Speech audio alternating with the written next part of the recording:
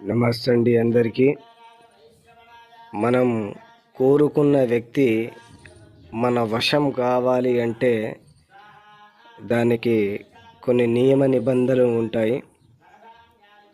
అలాగే వశీకరణ పూజ ద్వారా, వశీకరణ మంత్రం ద్వారా, వశీకరణ మందు ద్వారాగా మనం కోరుకున్న వ్యక్తిని మనం వశం చేసుకోవచ్చు. చాలామంది ఈ యొక్క మంత్రాలని, ఈ యొక్క మందు విధానాన్ని తప్పుదారిలో తీసుకుంటున్నారు. అలా చేసుకోవద్దు.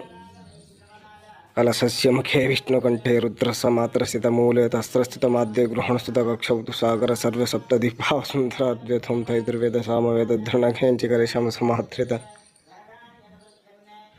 వశీకరణ మంత్రం ద్వారాగా మనం ప్రేమించిన వ్యక్తులను మన అడుగుజాడల్లో నడిచేటట్టు చేసుకోవచ్చు. ఈ మంత్రం మంచికే వాడాలి కానీ చెడుకి ఏమాత్రం వాడకూడదు. అలాగే వశీకరణ పూజా విధానాల్లో అనేక రకాలుగా ఉంటాయి. స్క్రీన్ పైన కనిపిస్తున్న మా ఈ నెంబర్కి ఫోన్ చేసి పూజా విధానాన్ని, మంత్ర ప్రతిష్టాన్ని ఏ విధంగా చేయాలో, ఏ విధంగా వాడాలో, ఏ విధంగా వశపరచుకోవాలి అనేది మీరు ఫోన్ చేసి తెలుసుకోవచ్చు.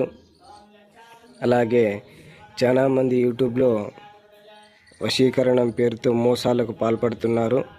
దయచేసి గమనించండి. నిజమైన గురుదత్తలను ఆశ్రయించి మీ యొక్క పూజా విధానాన్ని సద్వినియోగం చేసుకోండి. మోసగాళ్లను నమ్మకండి.